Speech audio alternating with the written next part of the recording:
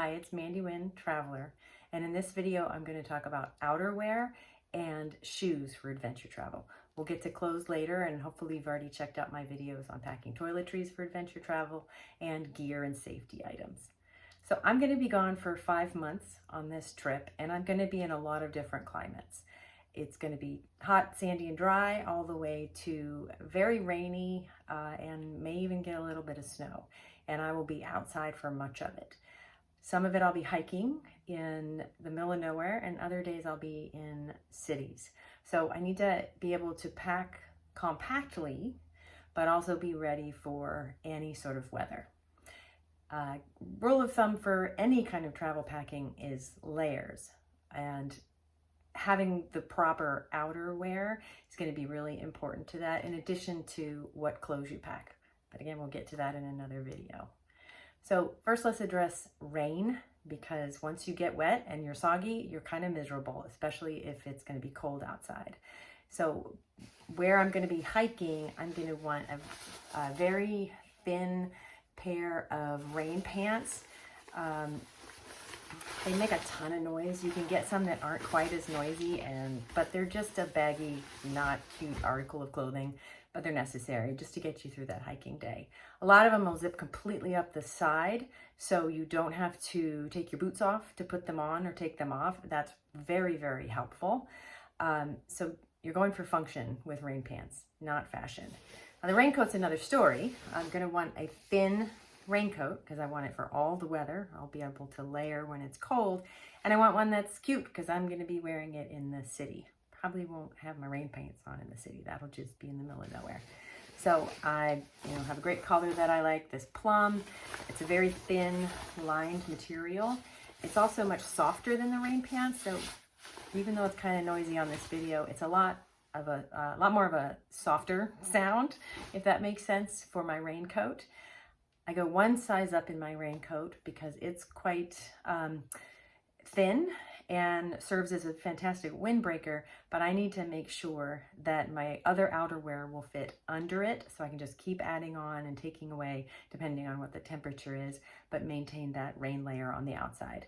So to be able to do that, I'm going to have clothing that compacts to pack, is quick dry, and is comfortable. So I have a fleece. It's quite thin because I'm really going to lean into the layering. This will fit under my down jacket, and there's a million of these. They're super popular. Again, everybody's got a puffer. But take a look at the temperature rating on the down or puffer jacket and make sure it's appropriate for where you're going. We also know, on top of being able to layer, in cold weather we need to keep our head warm. So I'm going to bring at least 2 hats. I'm going to bring a beanie. And I'm also going to bring a baseball cap. And I can swap these in and out. Baseball cap for sunny days or days it's not that cold, days that I want to make sure I'm protecting my head. And a beanie that will fit under it, that will keep my head warm.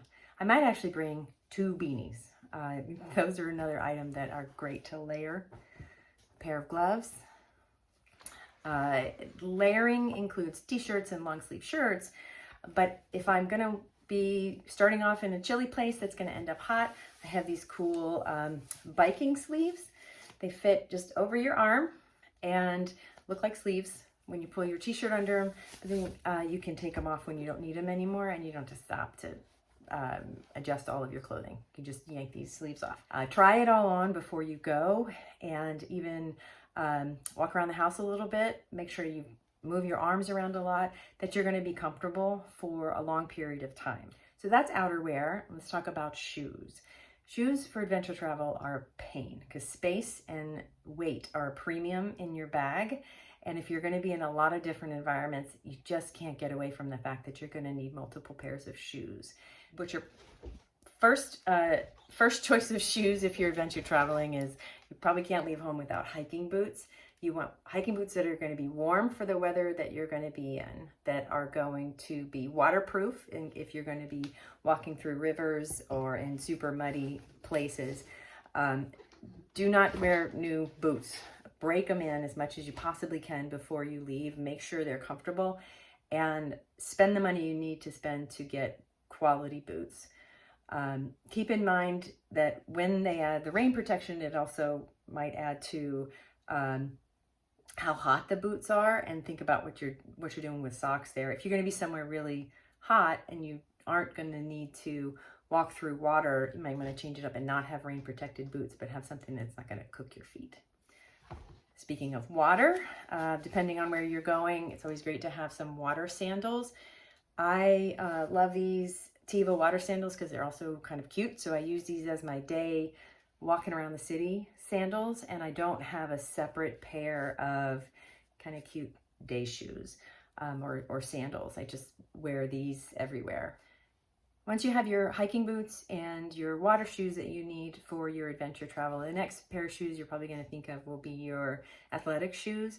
I bring running shoes. I know how they feel and fit on my feet. I know it's going to be comfortable all day. Another reason I bring running shoes is because what I try and do in every city, on top of making sure I'm able to exercise, is if there's a 5K or a 10K, I sign up and run it. It's just a really fun way to be around people that are in a good mood, that are supporting each other, and while you're running, you might make a new friend. So you have your tennis shoes for working out, as well as when you're doing a lot of standing or a lot of walking, but you're not hiking or you're not in water. But for your day trips in the city, I think the tennis shoes just really mark you as a tourist, kind of like having a backpack rather than a cute little bag. So I do bring some other city walking shoes. They're comfortable. They're not as comfortable as athletic shoes. These are Blowfish, but they're great. They're comfortable for just the day. I'm going to go to the market in them. I've bought several pair of these, and they last a long time, and you can throw them in the wash. So I use those as my walking around city shoes.